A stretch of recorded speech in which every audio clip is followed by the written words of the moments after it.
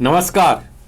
तबसरा आज दोपहर तक में एक बार फिर आपका स्वागत है और मैं हूं हर्षपाल गुप्ता और मेरे साथ हैं वरिष्ठ पत्रकार सतीश वर्मा जी। सतीश जी, आज प्रधानमंत्री नरेंद्र मोदी जी का जन्मदिन है। सारा देश उन्हें मुबारकबाद दे रहा है। उनके जन्मदिन पर जगह जगह प्रोग्राम हो रहे हैं। जम्मू में भी बहुत से प्रोग्राम हो रहे हैं उनके जन्मदिन पर। पूर्व गवर्नर सतपाल मलिक ने एक बार फिर एक नया बम फोड़ दिया है। जैसा आप जानते हैं, हर 2-4 महीने के बाद उनके तरकश में से एक ना एक तीर बाहर आ ही जाता है। और डॉक्टर करण सिंह के बारे में भी आज चल रही है खबरें कि वो कांग्रेस छोड़ रहे हैं, भारतीय जनता पार्टी के साथ उनका प्यार बढ़ रहा है जी। सबसे पहले हम भी बधाई देते हैं पीपी न्यूज़9 की ओर से भी प्रधानमंत्री नरेंद्र मोदी को। उनका जन्मदिन है और जन्मदिन के दिन राष्ट्रीय स्तर पर भी उनका जन्मदिन मनाया जा रहा है और जम्मू में भी जगह जगह पर प्रोग्राम हो रहे हैं। ये 2 अक्टूबर तक, गांधी जयंती तक इनका पर चलते रहेंगे प्रोग्राम जो है। और जम्मू में बहुत सी जगह उन्होंने ब्लड डोनेशन कैंप भी लगाए हैं और भी बहुत सी इनके ऊपर बातचीत हो रही है।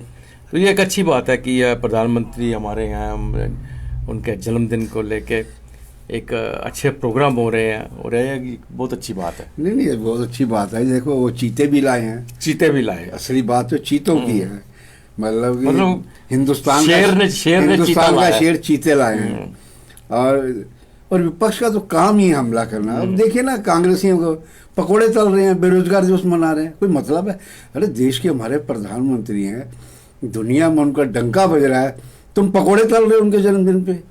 ये विपक्ष का काम ठीक है, विपक्ष जो मर्जी का, लेकिन जो चीज है देश के लिए है उसे एक्सेप्ट करना पड़ेगा। बिल्कुल, प्रधानमंत्री है ना। बिल्कुल, प्रधानमंत्री है, प्रधानमंत्री सब, बिल्कुल सबके प्रधानमंत्री हैं। लेकिन वो कहते हैं, कांग्रेसी बड़े शरारती हैं, वो कहते हैं कि ये सिर्फ बीजेपी के प्रधानमंत्री है इसलिए हम पकौड़े तलेंगे। यार कोई मतलब है? अरे उनका दुनिया में डंका है। आपके नजदीक कहीं हो तो उनसे कह दीजिएगा, पहुंचा दे, हमारे ऑफिस में भी पकोड़े थोड़े से। बिल्कुल बिल्कुल क्योंकि इस प्रकार की खबरें लगातार सोशल मीडिया पे हैं कि दिल्ली में जो युवा कांग्रेस वाले हैं उन्होंने पकोड़े तले हैं और कहा जी देश में इतने लोग बेरोजगार हैं।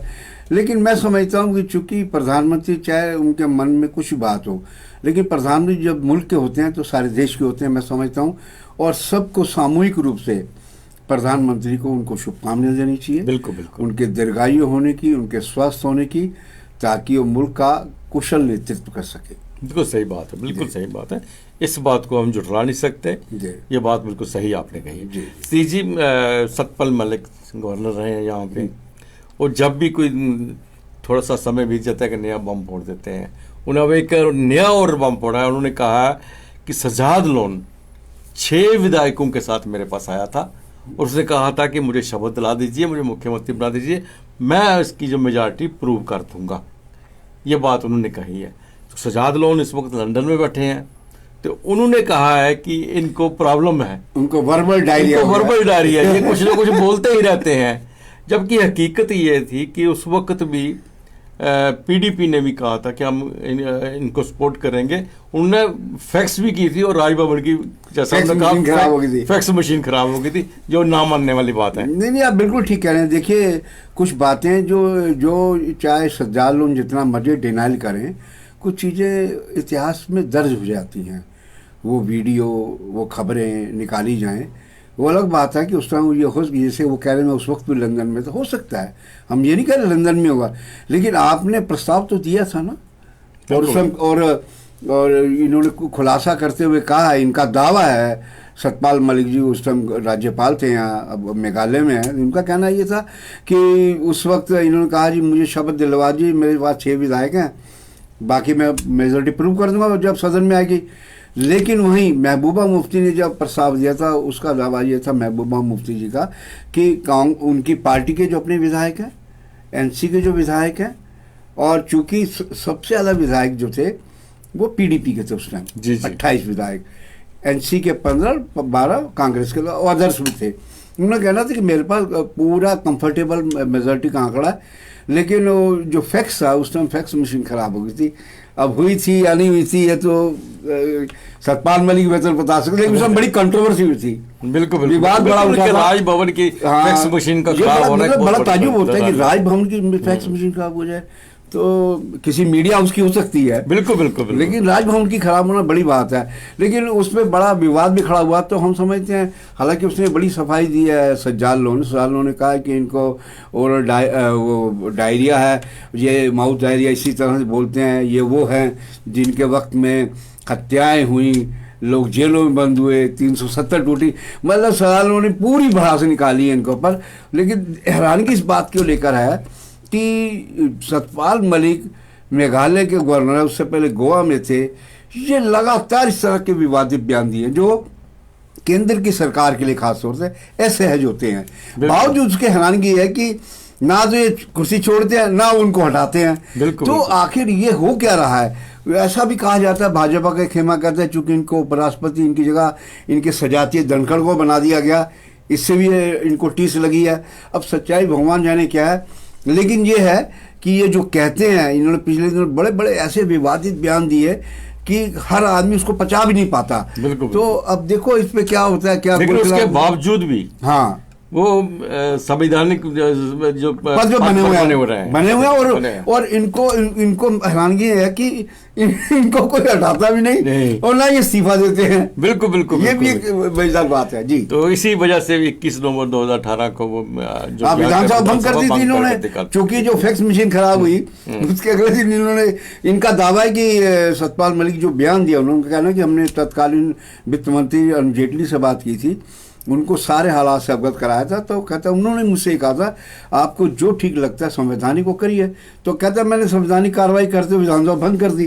तो ये अब देखिए बिटवीन द लाइन बड़ी कहानियां हैं। ये कुछ कह रहे हैं, सज्जाद कुछ कह रहा है, और उस वक्त के हालात क्या थी, सच्चाई क्या थी, भगवान मालिक। उस तरह से अल्ताफ बुखारी भी कह रहे हैं कि उस वक्त सज्जाद लोन की जगह मुझे भी मुख्यमंत्री की शपथ दिलाने के लिए सब तैयार थे अगर वो फैक्स मशीन खराब ना होती।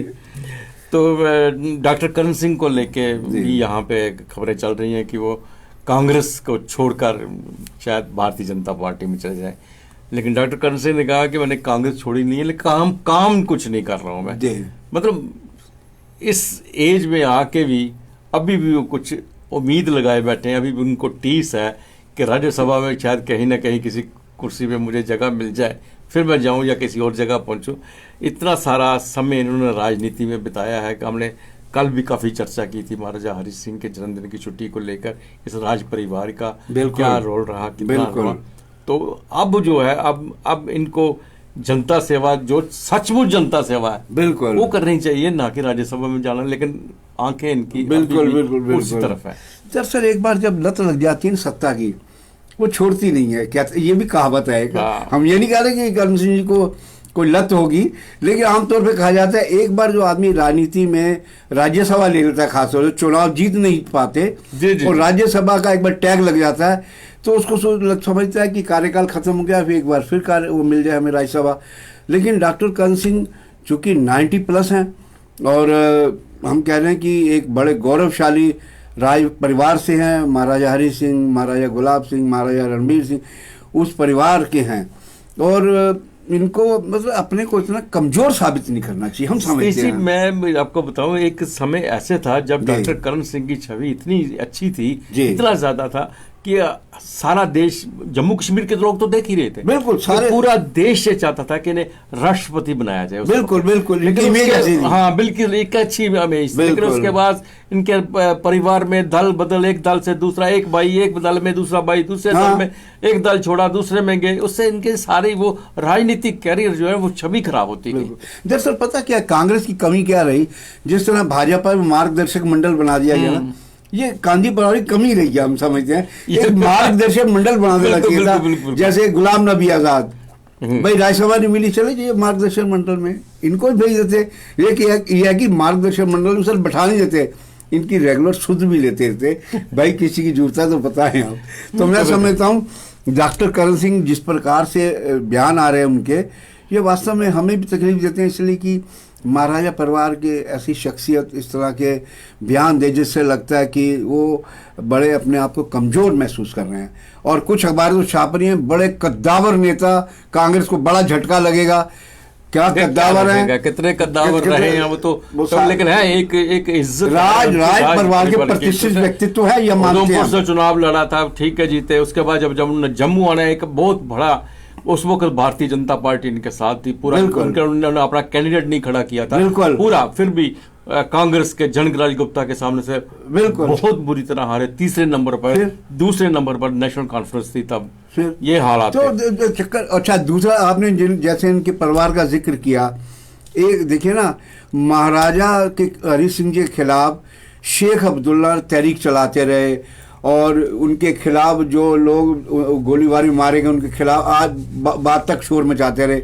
और हैरत की बात है, उसी नेशनल कॉन्फ्रेंस में इनके बेटे आजाद शत्रु सिंह थे। और उमर अब्दुल्ला ने क्या बोला, उमर अब्दुल्ला ने क्या बोला, पीछा किया जब तक जम्मू कश्मीर बाहर नहीं हो निकले गए। तो कहने का बोल अब यह है कि इनको खुद समझना चाहिए, आत्मचिंतन करना चाहिए कि आपको किस राजनीतिक दल के साथ अपना वाबस्ता होना चाहिए।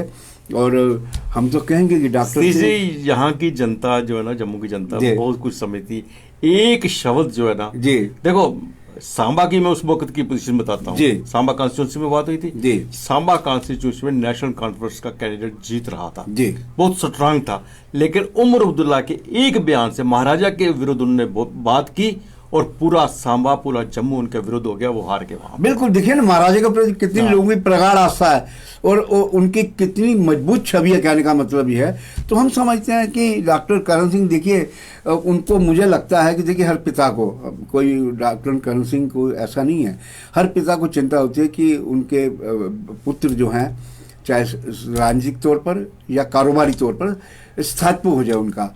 तो मैं समझता हूँ हो सकता है उनके मन में ऐसी वेदना हो, तकलीफ हो कि 2 बेटे एमएलसी थे, विधान परिषद भंग होगी, अब उनका अगला भविष्य क्या है, अगली कदम क्या है। तो हो सकता है ऐसी उनके दिमाग में ऐसी तकलीफ हो, लेकिन फिर भी हम कहेंगे कि डॉक्टर करण सिंह, आपने ठीक कहा, एक वक्त था जब लोग इनकी इतनी कदर करते थे। चुनाव जीतना हारना एक अलग विषय है, बिल्कुल, उसके बावजूद भी इनकी एक बड़ी मजबूत और एक आदर योग्य छवि रही है महाराजा करण सिंह की।